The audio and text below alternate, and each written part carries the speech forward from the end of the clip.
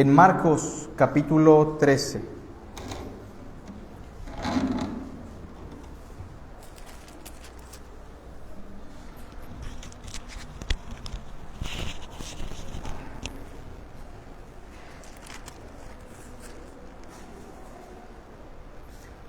Y vamos a dar lectura del verso 1 hasta el verso 23. Pongamos atención a la lectura, por favor. Yo los dirijo. Marcos 13, del verso 1 al 23. Saliendo Jesús del templo, le dijo a uno de sus discípulos: Maestro, mira qué piedras y qué edificios. Jesús respondiendo le dijo: ¿Ves estos grandes edificios? No quedará piedra sobre piedra que no sea derribada.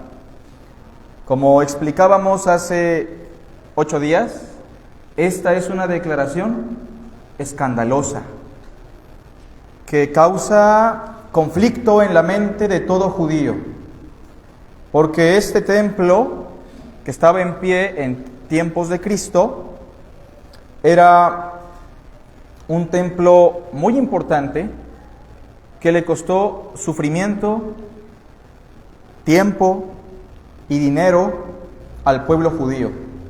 Este templo era conocido como el templo de Herodes, o así le llamaban en el ámbito romano, porque Herodes el Grande lo mandó a ornamentar y a embellecer. Sin embargo, el templo era una joya importantísima para los judíos. El templo no solamente era una obra de arquitectura, sino que representaba la presencia de Dios en medio del pueblo. Pero como leímos en Marcos semanas atrás, ese templo donde debería de estar la presencia de Dios se había convertido en un mercado, en una cueva de ladrones. Y los discípulos en el verso 1 quieren presumirle al maestro la grandeza del templo, como si a Cristo le pudiera sorprender. Recordando las palabras del rey Salomón que dijo: los cielos de los cielos no te pueden contener, cuánto más esta casa que yo he levantado. Y Cristo les declara: ¿ven estas piedras? ¿Ven estos edificios? No quedará piedra sobre piedra que no sea derribada. En efecto, el templo ya no existe. En el año 70 después de Cristo, las tropas romanas sitiaron la ciudad, quemaron el templo y tuvieron que quitar piedra por piedra para poder extraer el oro y los metales preciosos que se habían fundido en el templo. Con toda la riqueza que se recaudó del templo en Jerusalén, se construyó precisamente el famoso Coliseo romano. De manera que ese lugar que sirvió como un portal para la sabiduría, un lugar para la reflexión, para la enseñanza, para la devoción, se convirtió en un lugar de juegos, de circo, de mofa. Ahora bien, los discípulos cuando escuchan esto se espantan y caminando del templo al Monte de los Olivos, ellos se van preguntando, van reflexionando sobre esta declaración, pero quieren saber más. Porque sin duda alguna, ellos habrán pensado que si Cristo declara que el templo se va a extinguir, es porque el fin del mundo está cerca, o porque eso va a ocurrir de manera paralela al fin del mundo. El judío y el discípulo no puede concebir un mundo sin la existencia del templo, sobre todo porque las experiencias pasadas cuando el templo fue destruido fueron terribles. Así que si Cristo declara que el templo va a dejar de existir, es porque el mundo llegará a su fin. Ya estando en el Monte de los Olivos, verso 3, dice así: y se sentó en el Monte de los Olivos frente al templo. Eso refleja que el tema está fresco, ¿no? Y Pedro, Jacobo, Juan y Andrés le preguntaron aparte: dinos, todos juntos, ¿cuándo serán estas cosas? ¿En referencia a qué? ¿Cuándo será la destrucción del templo? ¿Cuándo será la destrucción de esta belleza que nosotros amamos, a la cual se le conoce como el templo. Segunda pregunta, todos juntos. ¿Y qué señal habrá cuando todas estas cosas hayan de cumplirse? A diferencia de Mateo, Marcos le da un enfoque distinto, y Marcos quiere saber, en la segunda pregunta, ¿qué señal habrá cuando se vaya a cumplir lo relacionado a qué? Al templo. Por eso cambia un poco el enfoque de evangelio a evangelio. Dice el verso 5, Jesús respondiéndoles comenzó a decir, y pongamos atención a las enseñanzas de Jesús, porque del verso 5 al verso 13, Cristo va a explicar los acontecimientos que estarán circulando, todas las cosas que estarán pasando en nuestro mundo desde que Él lo declaró y hasta que Él regrese. Y noten cómo aquí se hablan de eventos universales, globales, que van a caracterizar a nuestro mundo antes del fin. Dice el versículo 5, Jesús respondiéndoles comenzó a decir, mirad que nadie os engañe, porque vendrán muchos en mi nombre diciendo, yo soy el Cristo, y engañarán a muchos. Mas cuando oigáis de guerras y de rumores de guerras, no os turbéis, porque es necesario que suceda así. ¿Todos juntos? Pero aún no es el fin. Y con esto sería suficiente para que saquemos de nuestra mente esta tendencia a pensar que las guerras y rumores de guerra, las noticias de Medio Oriente, son un aviso de que el fin está cerca. Todo lo contrario, Cristo dijo, aún no es el fin. No son un indicativo de que el fin esté cerca. Todo lo contrario, las guerras, rumores de guerras, conflictos bélicos, políticos, económicos, forman parte de nuestro mundo. Es el pan de cada día y eso va a caracterizar lo que se conoce como los últimos tiempos. Pero el verso 7 dice, pero aún no es el fin. Verso 8. Porque se levantará nación contra nación y reino contra reino, y habrá terremotos en muchos lugares, y habrá hambres y alborotos. ¿Todos juntos? Principios de dolores son estos. Vuelvo a reiterar que la expresión principio de dolores es una expresión que en la época se utilizaba para hablar de las contracciones o de los primeros dolores que experimentaba una mujer antes de dar a luz. Y lo que caracteriza los principios de dolores o las contracciones es que a medida que se acerca el fin, son más frecuentes y son más intensas en cuanto a su dolor. De manera que lo dicho anteriormente, guerras, rumores de guerras, terremotos, hambres, alborotos, pestes, a medida que se acerque al fin van a ser más frecuentes y van a ser más intensas. Esa es la idea que se quiere plasmar en el verso 8 al final. Principios de dolores son estos. 9. Pero mirad por vosotros mismos, porque os entregarán a los concilios, y en las sinagogas os azotarán, y delante de gobernadores y de reyes os llevarán por causa de mí, para testimonio a ellos. Y es necesario que el Evangelio sea predicado antes a todas las naciones. Pero cuando os trajeren para entregaros, no os preocupéis por lo que habéis de decir, ni lo penséis, sino lo que os fuere dado en aquella hora, eso hablad, porque no sois vosotros los que habláis, sino el Espíritu Santo. Una marca enfática en el marco de los acontecimientos finales es la apostasía, la persecución al cristianismo, la tribulación, la opresión por causa del Evangelio. Y en el verso 12 sigue diciendo, y el hermano entregará a la muerte al hermano, y el padre al hijo, y se levantarán los hijos contra los padres y los matarán. Pero reitero, esto en el contexto de la fe, esto dentro de la esfera del cristianismo. Por causa de Cristo han ocurrido este tipo de atrocidades, sobre todo en el Medio Oriente, en donde, por ejemplo, a la fecha, si su hijo se convierte al cristianismo y traiciona al Islam, en algunas ocasiones muy radicales incluso se da una ejecución. Sigue diciendo el versículo 13, todos juntos. Y seréis aborrecidos de todos por causa de mi nombre, mas el que persevera hasta el fin, éste será salvo. Recuerdo también que explicábamos que esta expresión, el que persevere hasta el fin, no es la causa de nuestra salvación. Es decir, no es la perseverancia lo que nos salva.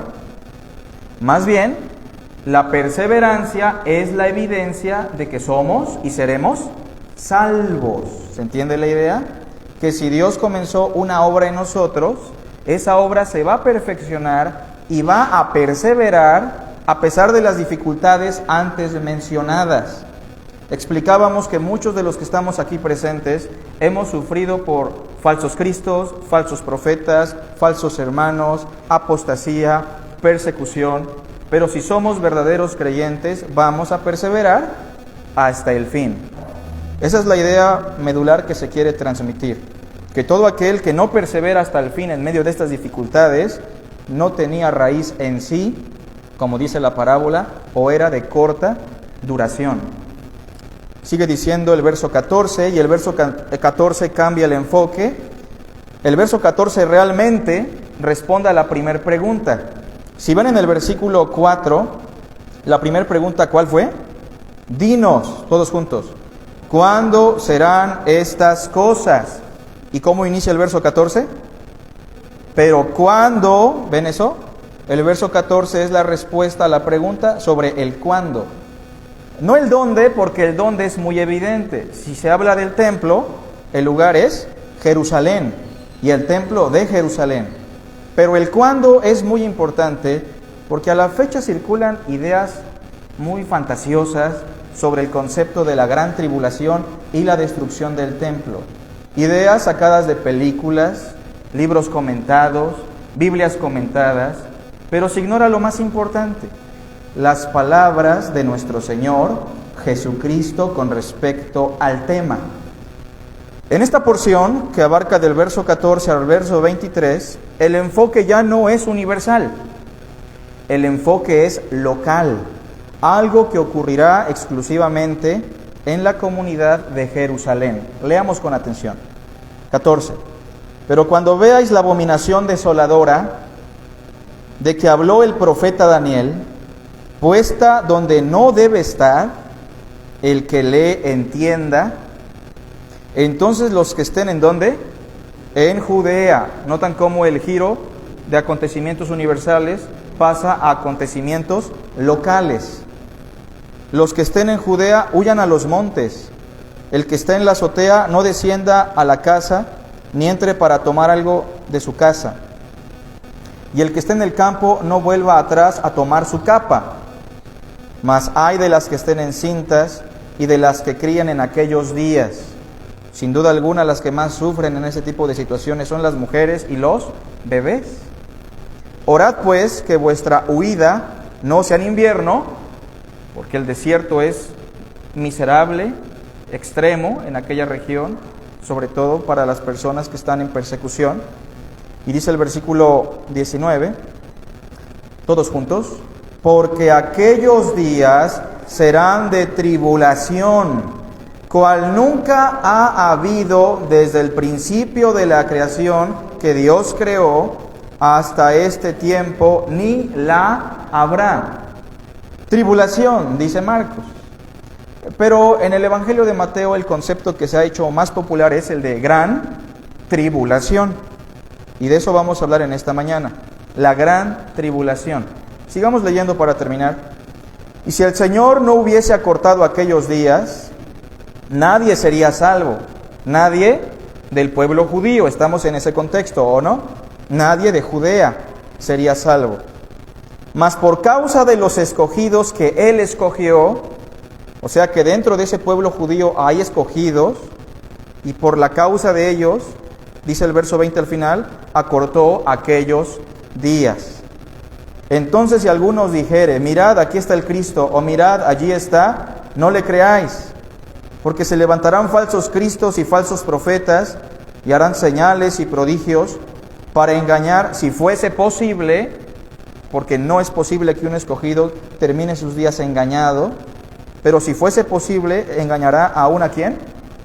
A los escogidos. Mas vosotros mirad, os lo he dicho todo antes. Por cierto, que en el año 70, cuando se cumplen las palabras de Cristo, la gran mayoría de personas que sufrió el estrago de la tribulación en Jerusalén fueron judíos. Y un porcentaje muy pequeño de cristianos experimentó esa atrocidad. ¿Por qué? ¿Cuál es la razón? Tenían frescas las palabras de Cristo. ¿Qué es la gran tribulación? Esa es una pregunta a responder, porque hoy vamos a hablar de la gran tribulación, pero ¿qué es la gran tribulación? En el cristianismo circulan ideas tan antibíblicas que no tienen fundamento ni en las palabras de Cristo, ni en las palabras de los apóstoles. Son textos o fragmentos de pasajes sacados de su contexto, manipulados muy adrede, que favorecen a la comezón de oír de las personas. La idea popular de que habrá un rapto secreto, inminente, donde las personas que creen en Cristo van a desaparecer, y después de eso los que se queden aquí van a sufrir 7 años de gran tribulación, una gran tribulación comandada por un anticristo, que será un gobernador mundial, que habrá un solo gobierno, una sola moneda. Son ideas que, pregunto yo, ¿las explicó Jesús en la lectura que hicimos? ¿Vienen en las palabras de Cristo? Definitivamente no. Y si Cristo no las explicó, ya eso debería ser un foco rojo para preguntarnos si estas enseñanzas realmente tienen fundamento en las palabras de Cristo Jesús. Porque muchas de estas enseñanzas están ensambladas como un rompecabezas creado por el ser humano, por teólogos, por maestros, muchas veces bien intencionados. Pero recordemos un principio de interpretación. La mujer samaritana dijo: cuando venga el Mesías, Él nos declarará todas las cosas. Cuando en la transfiguración se aparecen Moisés y Elías, Pedro está muy emocionado con los discípulos y dice: aquí está bien que nos quedemos. Maestro, si quieres hacemos unas enramadas para pasar la noche. Y entonces Dios el Padre tuvo que intervenir y decirle a Pedro y a los hermanos presentes: este es mi Hijo amado, a Él oíd. La enseñanza de Cristo es una revelación clara, suprema, que no se puede comparar en cuanto a claridad con la enseñanza de ningún profeta o algún apóstol, porque la enseñanza de Cristo es la médula y el eje de cualquier doctrina. Así que, respondiendo a la pregunta, ¿qué es la gran tribulación?, vamos a explicar 4 cosas fundamentales. Número 1, y más que una predicación, esto va a ser un estudio. Número 1, la profecía de Daniel como la llave, noten eso, para entender las palabras de Jesús. Vuelvo a repetir. La profecía de Daniel, o sea, el documento del profeta Daniel, es que la llave para poder entender las palabras de Jesús, al menos en lo relacionado a la gran tribulación. Vean conmigo, por favor, el verso 14 con atención. Ese verso nos va a ayudar muchísimo. ¿Lo tenemos todos? Dice así: pero cuando veáis la abominación desoladora, y no quiero que olviden ese término, abominación desoladora. Pero cuando vean la abominación desoladora, ¿de qué habló quién? El profeta Daniel. Lo que Cristo está enseñando, ¿es algo nuevo? No, es algo que ya había profetizado ¿quién? Daniel.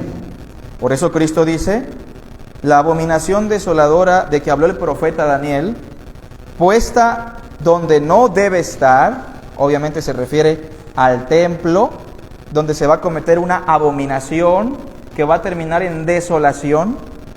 Dice el versículo 14 al final, todos juntos: el que lee, entienda. ¿Ven esa expresión entre paréntesis?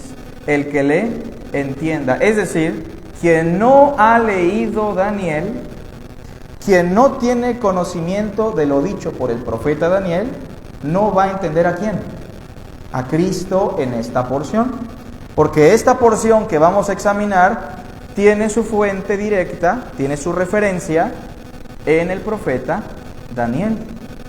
Y ayer hablábamos con algunos de los varones de nuestra célula que las referencias son importantes porque nos ayudan a amplificar el conocimiento de lo que quiere decir el pasaje. Y dice el versículo al final: entonces los que estén en Judea huyan a los montes. Bueno, entonces surge una pregunta: ¿qué fue lo que dijo el profeta Daniel?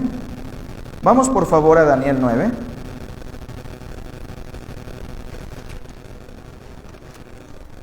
Y vamos a entender el origen del concepto de la gran tribulación en las palabras del profeta Daniel.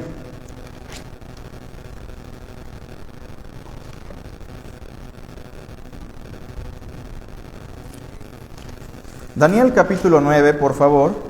Vamos a dar lectura del verso 26 al 27. A grosso modo, la profecía de Daniel capítulo 9 explica cosas fundamentales sobre el Mesías. Dice, por ejemplo, que el Mesías ha de llegar. Dice el verso 26 que el Mesías ha de morir, le quitarán la vida. Y también la profecía dice que el Mesías confirmará un pacto con muchos. Que de hecho, si usted examina la gramática del pasaje, se va a dar cuenta que no es ningún anticristo el que confirma un pacto con muchos, sino el Mesías, quien por cierto, a la mitad de la semana, como lo dice el pasaje, o 3 años después de iniciar su ministerio, confirmó un pacto con muchos en una cena. ¿La recuerdan? Este es mi pacto, es el nuevo pacto, esta es mi sangre del nuevo pacto, que por muchos es derramada. Pero quiero que vean otros detalles importantes sobre la profecía que se traslapan con el Mesías. Verso 26, todos juntos. Y después de las 62 semanas se quitará la vida al Mesías, mas no por sí. No nos preocupemos por los números ahorita, porque no es el enfoque de nuestra enseñanza. Pero enfoquémonos en la verdad que se revela. ¿Cuál es? Que el Mesías tan esperado ha de ser asesinado.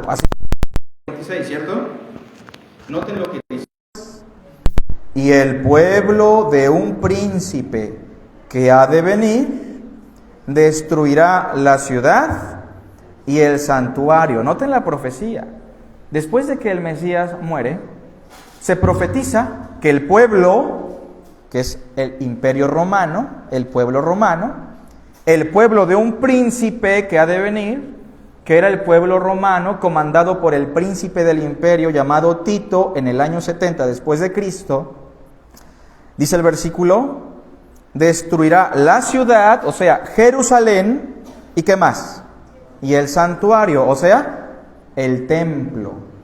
Es decir, este hombre, hijo del emperador, príncipe del imperio romano, llamado Tito Flavio, quien en el año 70 como príncipe y comandante de las tropas romanas, llegó a Jerusalén, la sitió, la rodeó, le cortó los conductos de agua y de alimento.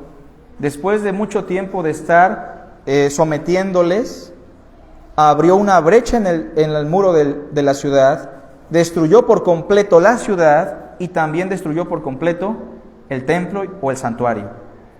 Ahora quiero que noten el verso 27. Dice, y por otra semana confirmará el pacto con muchos. En la gramática del texto se refiere al Mesías. A la mitad de la semana hará cesar el sacrificio y la ofrenda. Es decir, Cristo con su muerte terminó con los ritos, con los sacrificios y con las ofrendas que se daban en el templo. Recuerden que cuando Cristo muere en la cruz, el velo del templo, ¿qué pasó? Se rasgó. Ahora, después de hablar del Mesías, la fórmula es la misma. Vuelve a retomar el tema de Jerusalén y de la invasión. Dice, después, eso es muy importante, después con la muchedumbre de las ¿qué? Abominaciones. ¿Se acuerdan del concepto? Abominación desoladora. Después con la muchedumbre de las abominaciones vendrá ¿quién? El desolador. ¿Quién es el desolador según el contexto? El pueblo de un príncipe que ha de venir. Después con la muchedumbre de las abominaciones vendrá el desolador hasta que venga la consumación. y lo que está determinado se derrame sobre el desolador. Bueno, en primer lugar entonces hemos dicho que las palabras de Daniel son la clave. Veamos en pantalla una explicación breve de lo que es abominación desoladora. ¿Lo tenemos? Fíjense. Abominación desoladora. Este es un concepto utilizado, ¿por quién? Por el profeta Daniel, que hizo referencia a la profanación del templo realizada por un rey griego llamado Antíoco Epífanes en el siglo II antes de Cristo. ¿En dónde aparece esta referencia? En Daniel 9 no. En Daniel 9 aparece esta referencia, pero en el contexto de Roma, en el contexto de Tito Flavio. Pero la abominación desoladora de la que estamos hablando ahorita, quiero que busquen conmigo, por favor, Daniel capítulo 11.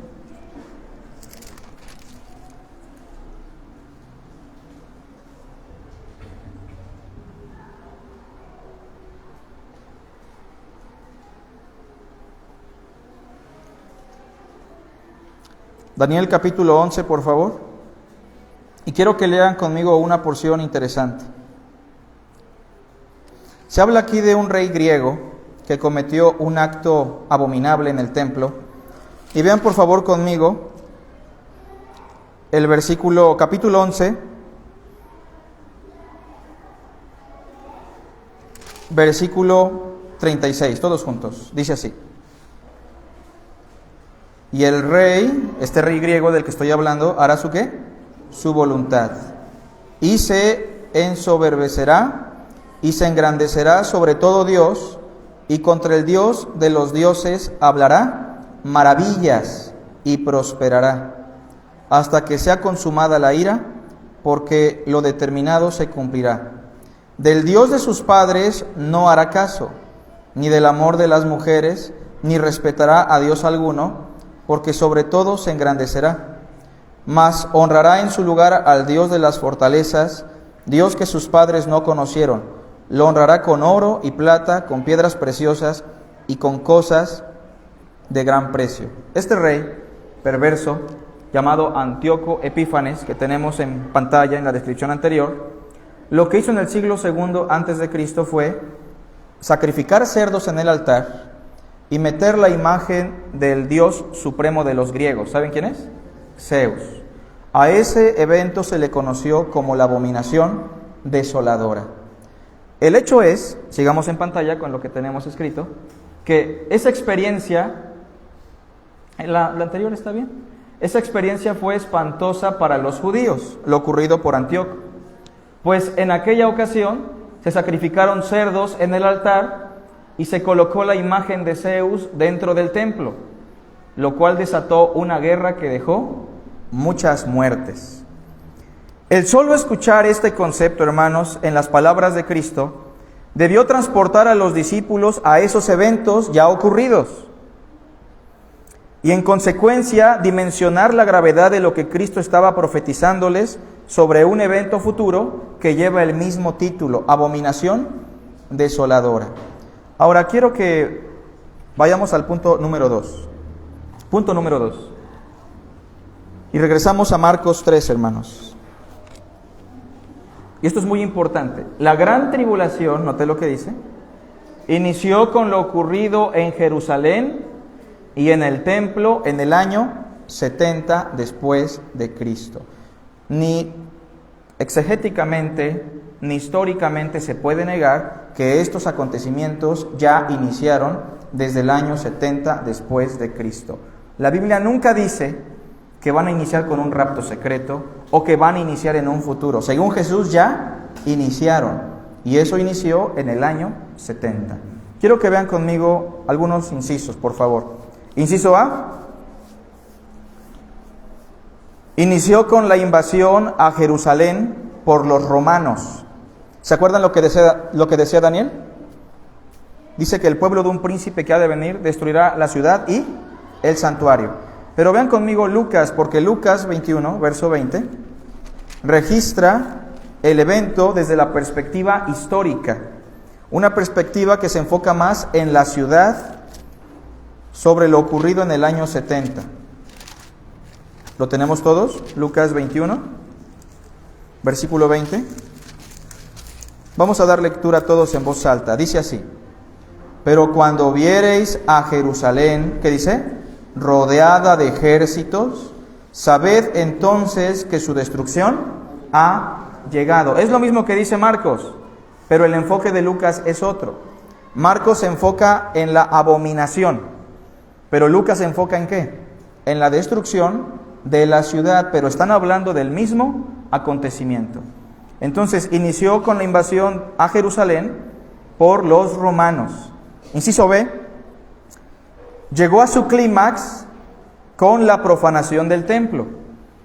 Este es el otro aspecto importante del evento. Llegó a su clímax con la profanación del templo.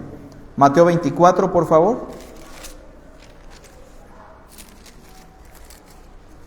Versículo 15.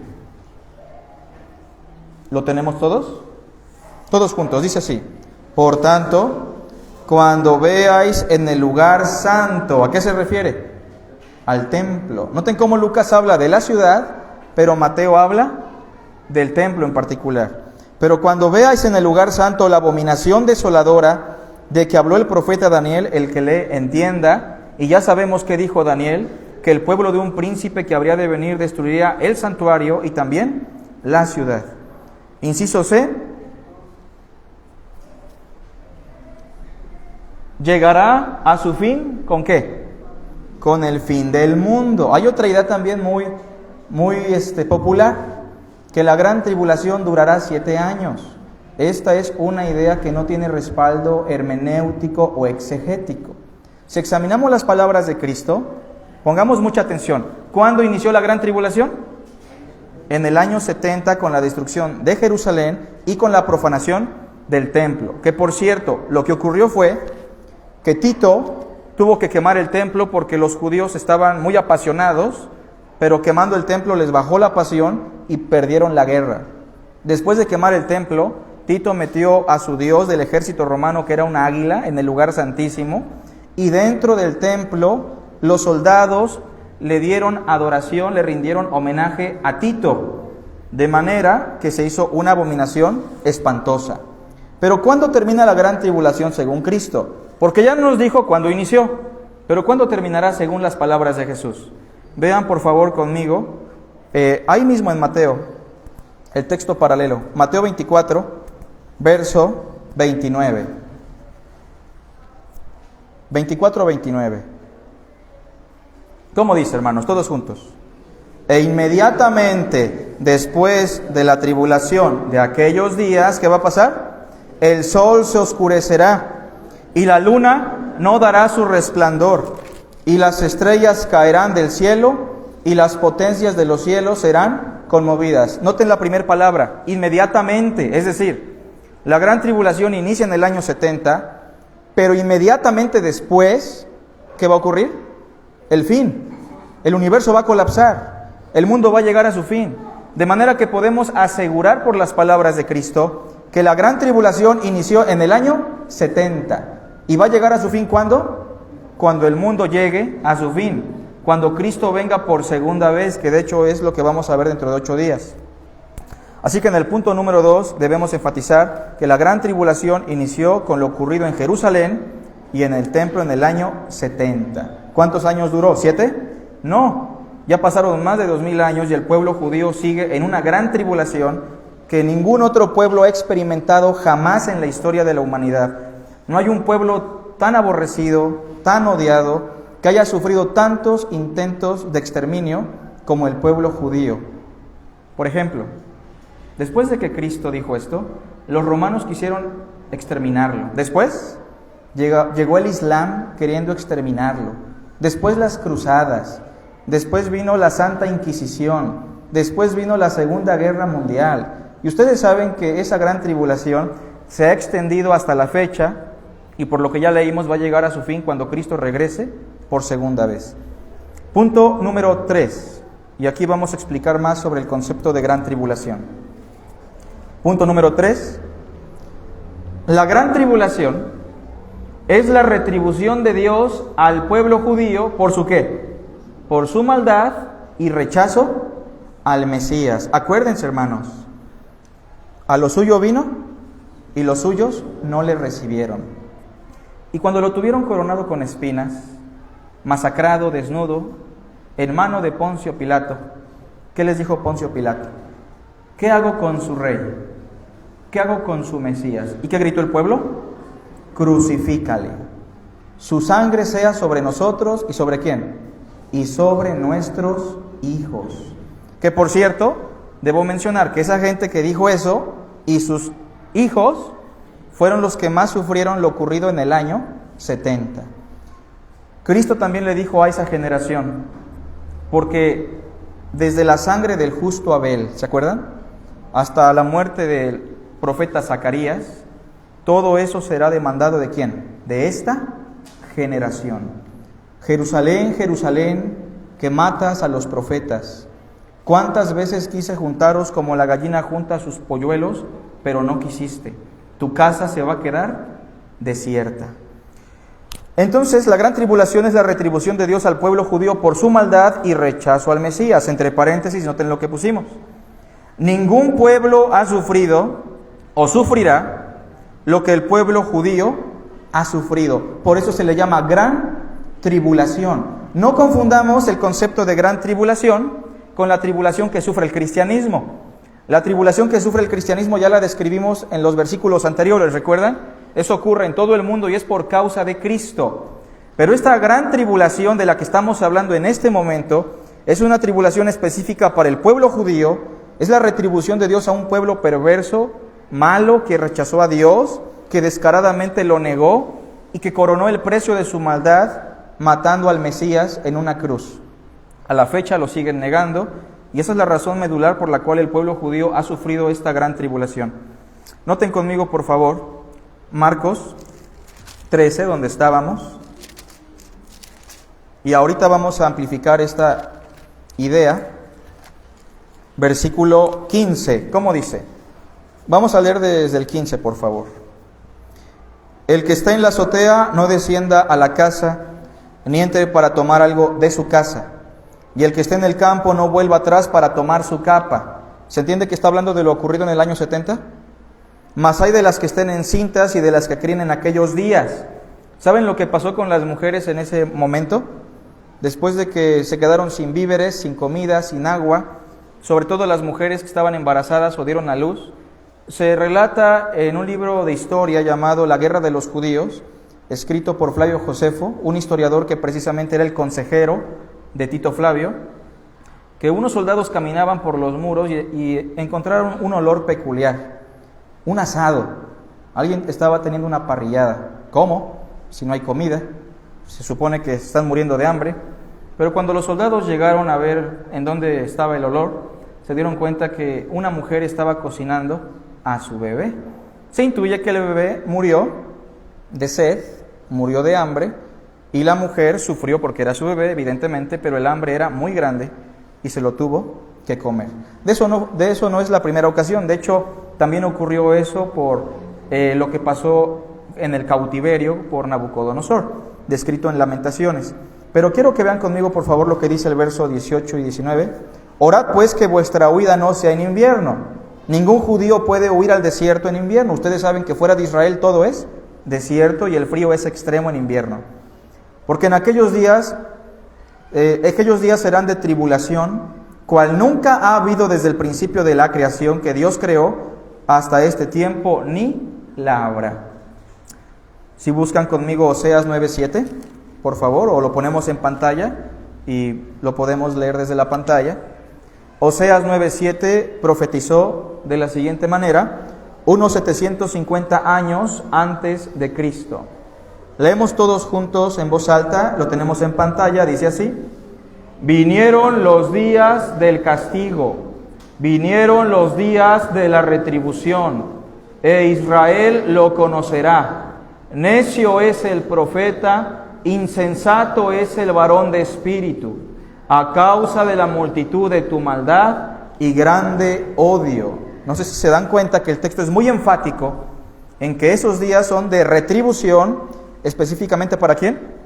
Para Israel, por sus falsos profetas, por su maldad Dios les está pagando conforme a sus obras en vida. Y en eso consiste la gran tribulación.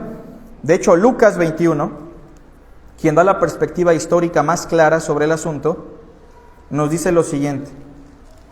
Lucas 21, por favor, y les pido una disculpa por traerlos en tantos pasajes. Lucas 21, verso 20, dice así, pongamos atención. Pero cuando viereis a Jerusalén rodeada de ejércitos, cosa que evidentemente ocurrió en el año 70, y que deberíamos de estar muy ciegos para no darnos cuenta que eso ya ocurrió, sabed entonces que su destrucción ha llegado. Entonces los que estén en Judea, huyan a los montes, y los que en medio de ella, váyanse, y los que estén en los campos, no entren en ella, todos juntos, porque estos son días de retribución, para que se cumplan todas las cosas que están escritas, como Oseas, ¿no? Como Oseas 9:7 que acabamos de leer. 23.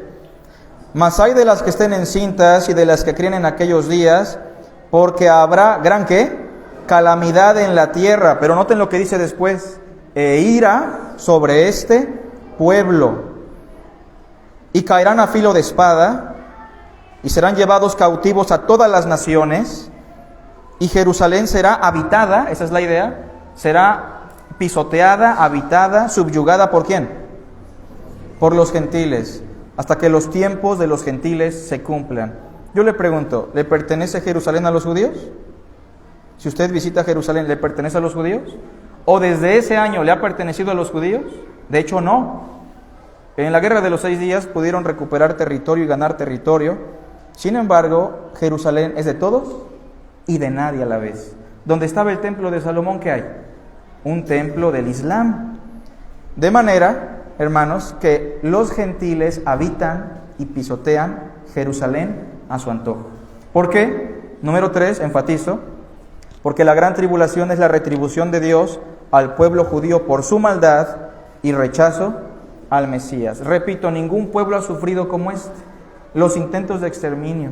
Líbano los aborrece. Jordania, Egipto, Siria, todos los pueblos de alrededor se han puesto de acuerdo incluso para poderlo exterminar. Ahora usted tal vez se pregunta, ¿y por qué no lo exterminan? ¿Y por qué no ha llegado a su exterminio? ¿Es normal eso? Humanamente hablando, ¿ya estaría exterminado o no? Pues sí, pero hay una razón por la cual no llega a su fin, y de eso vamos a hablar en el punto número 4.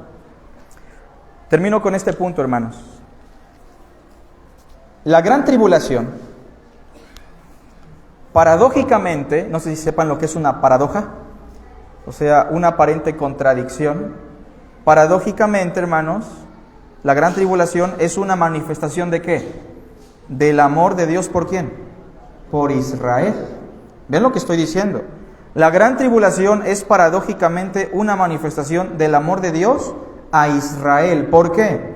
Porque si Dios no mete la mano, ellos ya estarían exterminados por completo. ¿Se entiende? Ahora, ¿en qué sentido hablamos de esto? Quiero que vean Marcos 13, donde estábamos, y vean pasajes clave. Marcos 13, verso 20.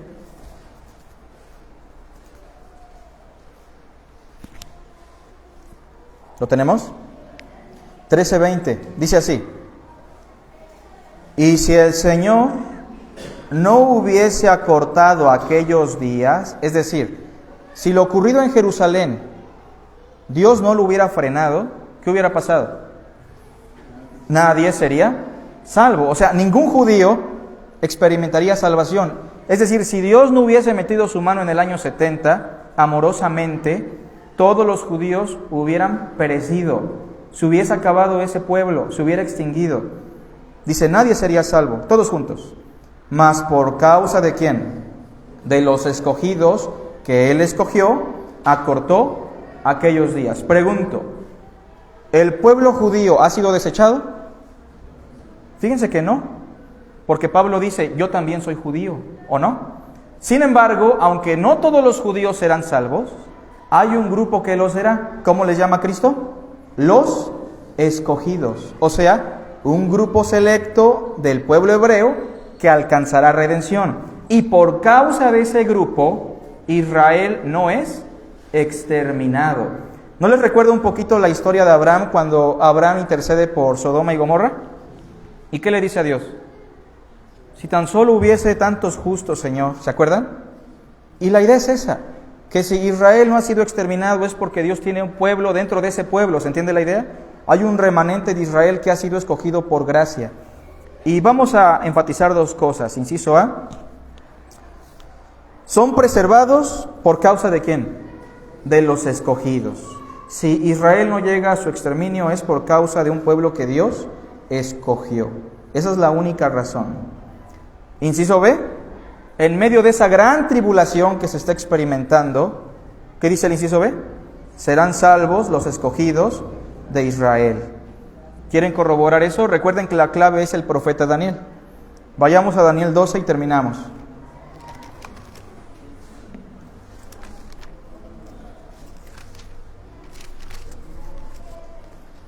Daniel 12 es el concepto que Cristo está usando para hablar de la gran tribulación. Y quiero que vean lo siguiente.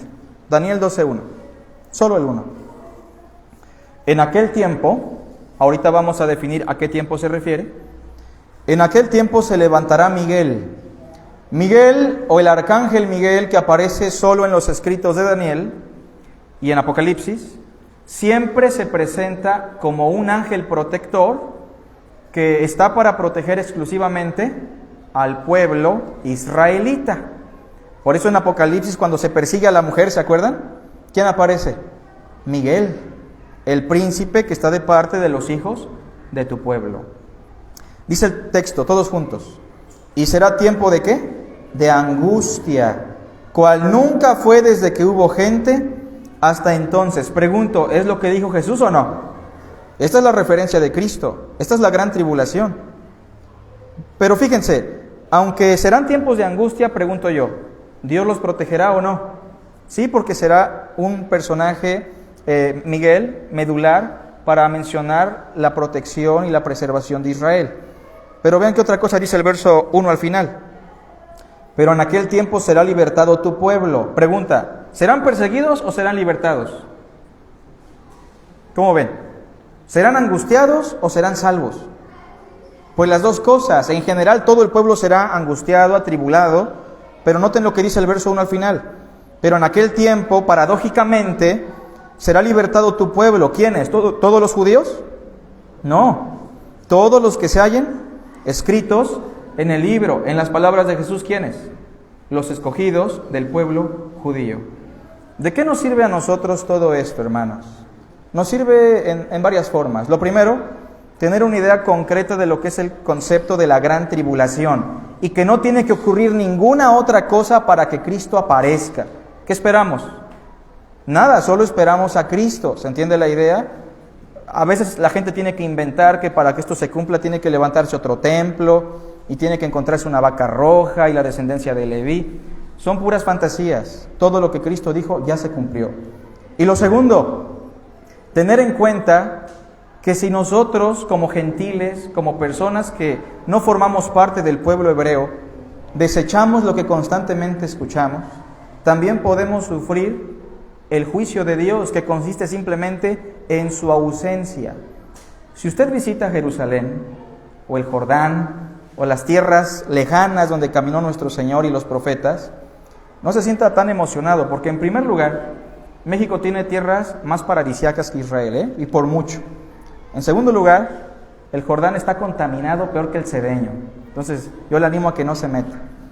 Y en tercer lugar, si usted va a Jerusalén, aunque es un lugar de mucha historia, los estratos de tierra están tan acumulados que es imposible que alguien le diga, aquí vivió María, aquí predicó Pedro, porque están unos 100 o 200 metros por encima de donde pisaron ellos la tierra. Pero lo que quiero decir es esto, usted va a Jerusalén y ¿qué encuentra? ¿Encuentra a Dios? No encuentra a Dios. Va a encontrar fetichismo, va a encontrar una especie de magia, brujería, idolatría, menos al Dios de Israel. Pero eso en cualquier lugar. Pero menciono esto en particular, hermanos, porque es triste que un lugar donde se adoró a Dios, de donde proliferó el mensaje de salvación, hoy sea un lugar semejante, como dice el profeta Juan, a Sodoma y a Egipto. Pero le puede pasar lo mismo a cualquier congregación que niega a Cristo Jesús con sus acciones, con su corazón. Podemos sufrir el juicio de Dios, hermanos. Pero bueno, hagamos una oración y demos gracias a Dios por su palabra. Padre Santo, te agradecemos por tu hermosa palabra. Transfórmanos, Señor. Perdona nuestra mente, nuestras acciones, nuestras intenciones. Si hay aquí personas que han negado a Cristo, Señor, perdónales. Que hoy puedan, Señor, recapacitar, que hoy puedan venir a tus pies. Y si como hijos tuyos, Señor, estamos fallando, estamos actuando incorrectamente, ayúdanos, Dios, porque necesitamos de tu auxilio. No permitas que suframos las consecuencias, porque no somos mejores que nadie.